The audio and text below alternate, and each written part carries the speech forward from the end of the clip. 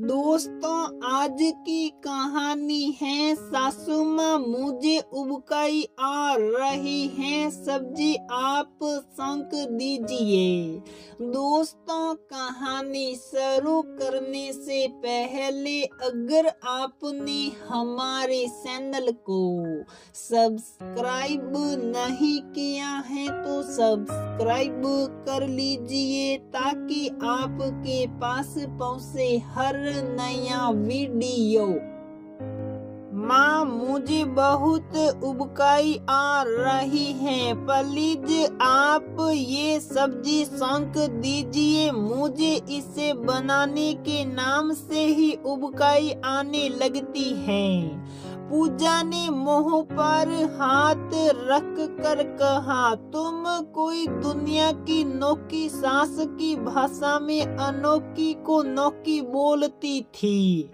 औरत हो जो माँ बनने जा रही हो, आखिर हमने भी चार बच्चे पैदा किए हैं, लेकिन ये सांचले कभी नहीं दिखाए। और खबरदार, खाना बनाते समय उबकाई ली तो हमसे बुरा कोई नहीं होगा, सारा खाना उठाकर फेंक देंगे। सासू माँ जयंती देवी ने पूरी हनक के साथ कहा।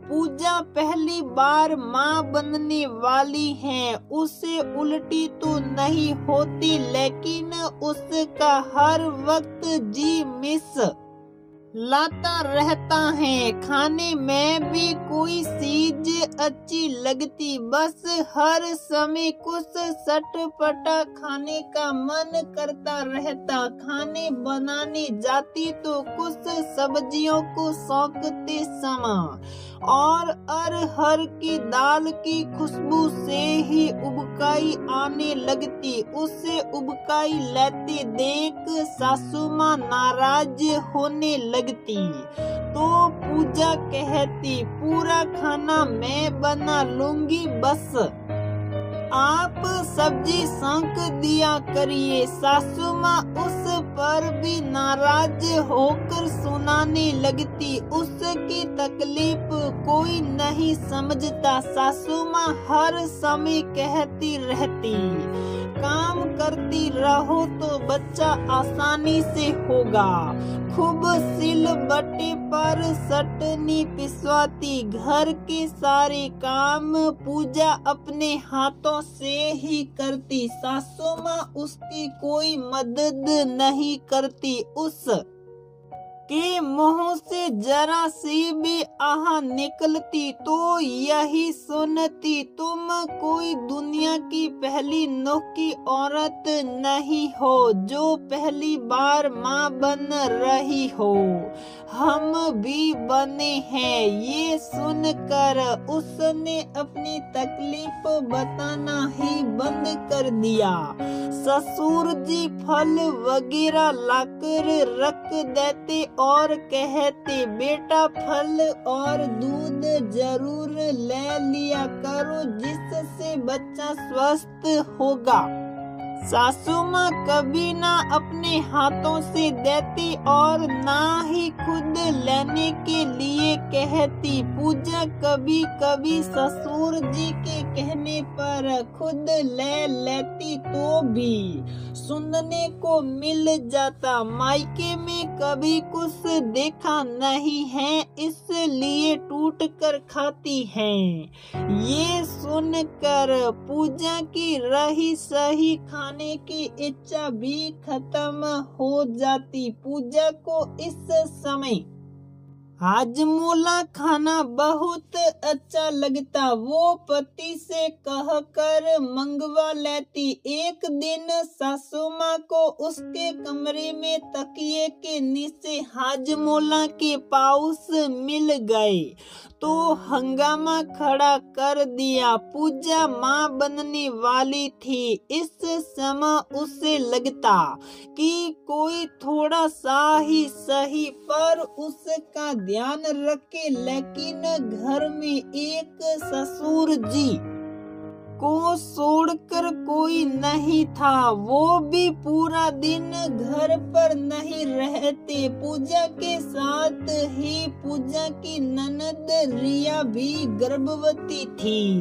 उसे हर समय बहुत उल्टियाँ होती। सासू माँ अपनी बेटी के लिए बहुत परेशान रहती, जबकि उसकी ससुराल में सब लोग उसका बहुत ध्यान रखते, लेकिन वो फिर भी उसे मायके बुलाने के पीछे पड़ी थी। उन्होंने उसकी सासू माँ को फोन किया, बहन जी आप रिया को यहाँ भेज दीजिए। उसकी सासू माँ उनका रिया को मायके बुलाने का मंतव्य समझ गई और बोली, आप एक बार अपनी बेटी से तो पूछ लीजिए वो आना चाहती भी या नहीं। अगर वो आना चाहेगी तो मुझे उसे भेजने में कोई परेशानी नहीं होगी, क्योंकि इस समय होने वाली माँ की खुशी सर्वोपरि है। वो खुश रहेगी तो बच्चा भी खुश मिजाज जन्म लेगा। जब रिया से पूछा तो वो तैयार हो गई और अपनी सास से बोली, माँ का बहुत मन है, मैं थोड़े दिन के लिए चली जाती हूँ, फिर आ जाऊंगी। सासू माँ ने उसे गाड़ी से मायके छुड़वा दिया। उसकी माँ उसे देखकर आश्चर्यचकित रह गई और बोली, अरे मैंने तो समदन जी से कहा और उन्होंने भेज भी दिया। मैं तो तुम्हारे भाई को भेजने वाली थी तुम्हें लेने के लिए। माँ, मेरे ससुराल में किसी की सोच आप जैसी नहीं है कि आप तो भाभी को मायके भेजने के नाम पर ही सिड़ जाती हैं और उनके मायके वालों को फोन पर ही खरी खोटी सुनाने लगती हैं। उनकी गर्भावस्था में आपने तो उनका मंदिर जाना तक बंद कर दिया है। मायके जाने के लिए अपने कहा दिया, हमारे यहाँ ऐसे समय में कहीं जाते नहीं है। फिर आपने मुझे क्यों बुलाया? मेरी सास जानती थी कि आपने भाभी को कहीं नहीं जाने दिया, लेकिन फिर भी मेरी खुशी के लिए उन्होंने मुझे यहाँ भेज दिया। हाँ, अब बहुत ज्यादा अपनी सास की तारीफ में कसीदे मत पढ़ो। मैं सबको जानती हूँ, सब अच्छे बनने का नाटक है। चलिए नाटक ही सही, वो मुझे खुश तो रखती हैं। यहाँ तो मैं जब से आई हूँ भाभी की आंखों में आंसू ही देख रही हूँ और आप उन्हें एक मिनट भी चैन से नहीं बैठने देती, ना ही उनके खाने पीने का ध्यान रखती हैं। बल्कि अगर वो खुद कुछ खा लेती हैं तब भी आप ताना मारने से पीछे नहीं हटती।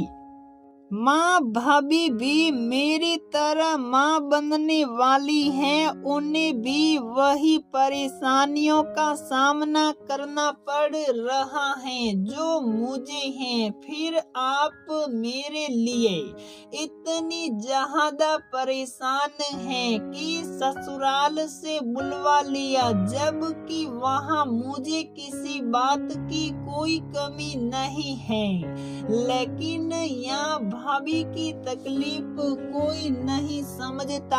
आप एक माँ होकर एक औरत होकर भी अपनी बहू का दर्द नहीं समझ रही कि वो किस दौर से गुजर रही है। उनका भी मन मेरी तरह कुछ सटपटा, कुछ अच्छा खाने का करता होगा। उन्हें भी थोड़ी देर आराम करने का मन करता होगा। आप अगर उनकी जगह सब्जी सेंक दोगे तो कौन सा आसमान टूट पड़ेगा। फल, दूध वगैरह कभी अपने हाथों से उन्हें दे दिया करो, क्योंकि वो संकोचवश अपने आप नहीं लेती हैं। उनसे थोड़ा सा प्यार से बात कर लोगी या आगे बढ़कर उनका ध्यान रख लोगी तो सास शब्द की परिभाषा बदल जाएगी। आखिर वो आपके ही घर के चिराग को जन्म देने जा रही है। फिर ऐसा भेदभाव क्यों माँ? सोचिए, जब मेरे ससुराल में सब मेरा इतना ध्यान रखते हैं तब भी आप मेरे लिए इतना परेशान रहती हैं। या तो पापा के सिवाय कोई उनसे प्यार से बोलता तक नहीं।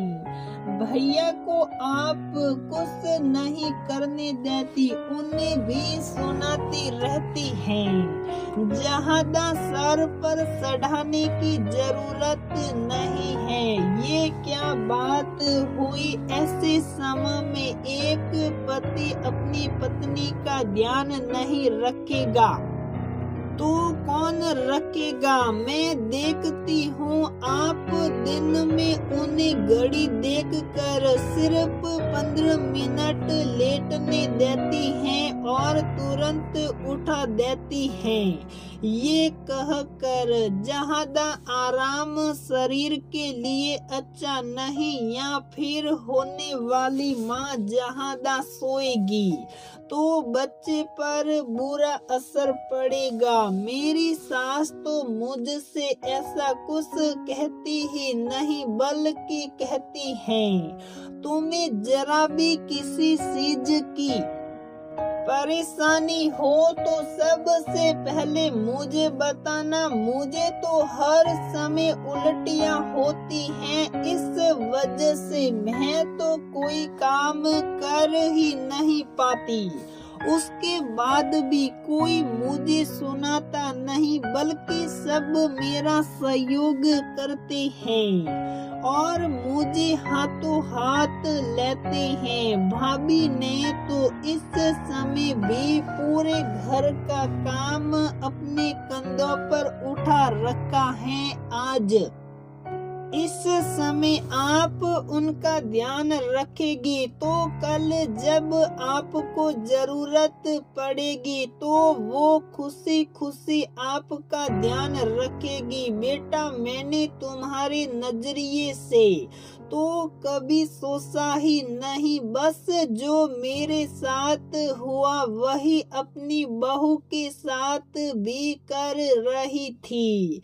लेकिन अब ऐसी गलती नहीं करूंगी। मैं तो बहुत खुशकिस्मत हूँ, मेरी बेटी को इतना अच्छा ससुराल मिला और मुझे इतनी अच्छी बहू मिली जो मेरी हर बात मानती है। बस मैं ही उसका ध्यान नहीं रखती। अब आगे से मैं उसका बहुत ध्यान रखूंगी। किसी को शिकायत का कोई मौका नहीं दूंगी।